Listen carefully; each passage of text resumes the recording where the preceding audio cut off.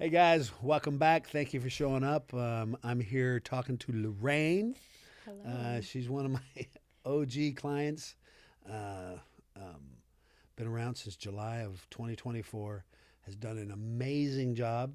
Thank Not you. that it felt that way. No. It was kind of wild on her journey of anxiety recovery, and I just want to have her share as much as she can here today. That let y'all know that wherever you're at, you can get there too. Promise. Where did it all start? Your that you can remember your anxiety journey. So I feel like I've always been a very anxious person, I would say. But it really started getting bad around January of 2024. Um, I was hanging out one day, felt so weird, super weird, heart palpitations, and I was like, okay, I'm dying. Like, this is what's going on. Um, I couldn't eat. I was vomiting. Had so many bad stomach problems, weird visions that now I know as DPDR. And I was like, oh, I got to go to the freaking hospital, man. There's something wrong. Like, I can't. And I almost passed out. And When was this? January of 2024. 24. Okay. January 2024. And I was, like I said, a normal day, hanging out with my friend. And then I ended up in the hospital that night. Um, they checked absolutely everything. I'm expecting them to tell me cancer, something like horrible, like I have a disease of some sort. And then I ended up being completely healthy, completely healthy. Um, and I was like, no, there's something wrong. I'm arguing with doctors. I'm like, there's something freaking wrong. You can't sit here and tell me that nothing's wrong. Did they say it was anxiety then? No, they didn't. Oh, okay. They told me to go to get an endoscopy, like told me to get all these things. I did all of that. Went to the gastroenterologist. I went to every doctor known to man, but I just knew there was something wrong. And at that point, they couldn't give me any answers. And I was like, I was looking things up. I was just like, something's up. Then my thoughts started becoming super dark. I couldn't get up out of bed. Um, like I said, throwing up a bunch. Lost. I was just completely lost. I went to therapists and they put me in a program. It was a outpatient rehabilitation program. It was mostly for drugs, but it was also a mental health facility. And I was going 6 days a week. Hmm. 6 days a week with multiple different therapists, 3, 4 hours a day. And nothing helped. I was going there every single day, just spilling my guts. Something's going on. I don't feel okay. I'm having panic attacks. I'm having all this anxiety. Nothing. Finally went to a psychiatrist. They put me on benzos for panic attacks. So at that point, I was diagnosed with anxiety, panic attack, depression, ADHD, just a bunch of things were thrown in there. And I'm like, okay, great. I have a diagnosis. And I thought that was the magic answer. Like, they're just going to treat me and I'll be fine. Again, so remember, this is January 2024. So around June, which is my birthday, I was doing all these treatments, taking benzos. Nothing worked. I went to yoga. I did this meditation treatment. I went to go to a massage therapist, chiropractor. I did everything known to man that I could possibly do. Like I said, June hit, and I was still not feeling any better. Um, and I was really, really upset. I wanted to die, really. I was praying. I was just like, God, I don't know how the hell I'm going to get out of this. It's miserable. I can't work. I can't go to school. I can't do anything. This was like the end of June. I was like, God, if you don't take this away from me or give me some sort of solution, I can't live like this anymore. And I was at the point where I was about to give up. A person like me, I'm very ambitious. I'm a go-getter. Like, I'm bubbly. Like, a person like me doesn't give up. But at that point, I was going to give up. I really, really was. And at this point, I was on Instagram and TikTok, and I see, lo and behold, you on TikTok, and you're basically being so raw, and you were like saying that anxiety could be beat, and you said something. It's like you just have to like not care. And I'm like, okay, this guy's obviously on drugs. Like, there's no way to not care. And I was just listening to you, and I was like, yeah, this is my guy. I was like, this is the guy that's going to get me through. I messaged you and I didn't expect a response. But I like I said, I prayed to God. I'm like, just find me something. Because I was going to, the day before I messaged you, I was like, I can't live another day like this. And then you messaged me back. And then that's how our journey started. And I've been so grateful. I never thought I would get to this point, but like where I'm at today at all. So I remember that call. I really do. I mean, he messaged me, answered prayers, and then we connected right off of Jump Street.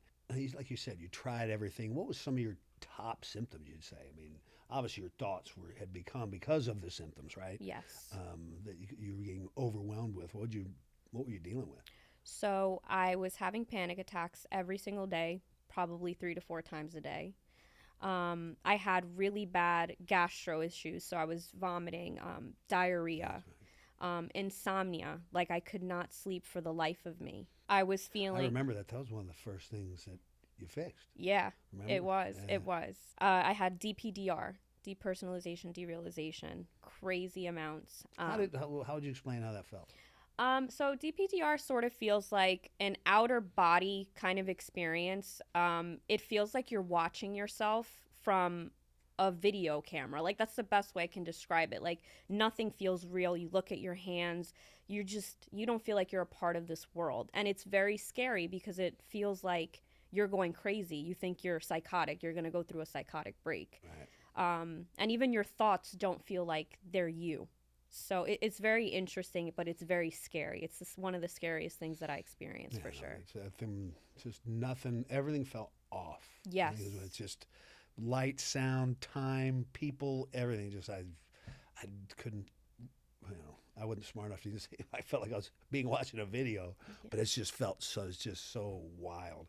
So panic attacks, gastro issue, DPDR, Insomnia, pain everywhere. Like I would feel sore, extremely tired, fatigue. It was a fatigue that I couldn't even explain. Even if I got 10 hours of sleep the night before, I was super exhausted the next day. It was a tiredness that would never go away. What about, were you a health anxiety girl or no? Yes, actually I was. Right. Also health anxiety. So I couldn't take any I've been taking Advil, Tylenol all my life for anything. Whatever headache I would have, whatever pain I would take it. But that health anxiety was big. Like I remember being in pain over a headache or something, and just the thought of taking a pill, I was just like, no, I'm going to die. Like I can't take this pill. It's going to kill me. Right. And those are the thoughts. Look at all the side effects of the pill, and you think reading all the side effects, and then you go on Google and it tells you that you're going to die if you take this. So right. You believe all of those thoughts. Yeah. 100%. It was very scary. So, did you driving anxiety? I see you driving all the time. Yeah. Did you have driving anxiety ever? Or no, not really. That's Right. one of the things that I didn't experience. I always loved to drive. If anything, it was a coping mechanism for me because driving would calm me down. When I would panic, I would just start driving because it made me focus on the wheel. You used to do something in the middle of the night too. You'd be up till 3 walking, or what would you do? Yeah. So at 3 in the morning, 4 in the morning, when I would have panic attacks, I would walk like the neighborhood. Mm-hmm. Living in New York, that's probably not the smartest thing to do. But I would walk at 3 a.m. And I remember, Jeff, my phone call with you, and you were like, are you sure you're you're walking because you want to walk at 3 a.m.? And I was in denial. I was like, yeah, I definitely want to walk at 3 a.m. Like, it's not because I'm panicking. I love walking at 4 in the morning. Who doesn't? Right. It's so funny now that I think about it. But, because it has you thinking, that you got to do this. And I do it because I really like it when really you're just trying to save your ass. What was one of the toughest things you had to say during that? I mean, I know it's hard, right? Yeah. Recovery. Hardest thing I've ever had to go through in my entire life, hands down. I think the hardest thing is believing that you can get out of it. That was probably really hard because the thoughts do not allow you to believe that you're ever going to be okay. Right. The thoughts are probably the hardest, for sure. I think everybody thinks that there's no way I can't get out. I'm special. I'm broken. Other people, because you hear other people recovering, and you're thinking, they don't have it as bad as I do. Yep. Period. Because you feel like what you have is yours. Yeah. It's because what you have is yours, and somebody trying to explain it to you, it's not. I don't even know how to put it, but it's just, since it's yours, it has a tremendous amount of fear and ownership to it. And nobody can explain it. Like, okay, no, they don't have it. I thought I was. I didn't even know you think I was the worst. I knew it. Yeah. I literally like, no, nobody as bad as me. But and then not thinking you were ever gonna get better. That was you could ever recover. Yeah, it's like you had to have like this blind faith, pretty much. Was you're going through it? Was there like milestones or things like that? Is there anything you could remember as you were going through it, like big ahas or anything like that? Oh, for sure. So one of the first things was like insomnia, right? That was really, really hard because on top of having anxiety and just having no sleep, it was just like a combination like for disaster. So Yeah. I remember that I spoke to you on the phone. I'm like, Jeff, I can't sleep, man. Like I'm going to die. Cause you would look up these things. And if you don't get a certain amount of sleep, like, your body starts failing, all this stuff that I would read. And I remember you were just like, it's okay. Just don't care. Don't care about it. Like, just try to go to sleep. And if you can't, you can't. Right. And I was like, you know what, Jeff, man, like, you don't know. You don't know, Jeff. You don't get it. You don't get it, Jeff. But I remember when I really stopped trying to fight it and just force myself to sleep, I just kind of sat there and I would watch my show. Eventually I'd fall asleep. You told me, like, eventually you'll fall asleep. Your body is going to, like, take control and you're going to fall asleep. And after that moment, that was a big aha moment for me because then I actually started sleeping once I stopped giving it so much energy. And that was big because it was like, oh, wow, like my symptoms are getting better. Even my stomach issues, I remember you were telling me like, okay, treat this as if you didn't have anxiety. If you had a stomach ache, what would you do? And I was like, oh, I'd take Pepto-Bismol or whatever over-the-counter medication to make myself feel better. And you were like, okay, just do that. And that's exactly what I did.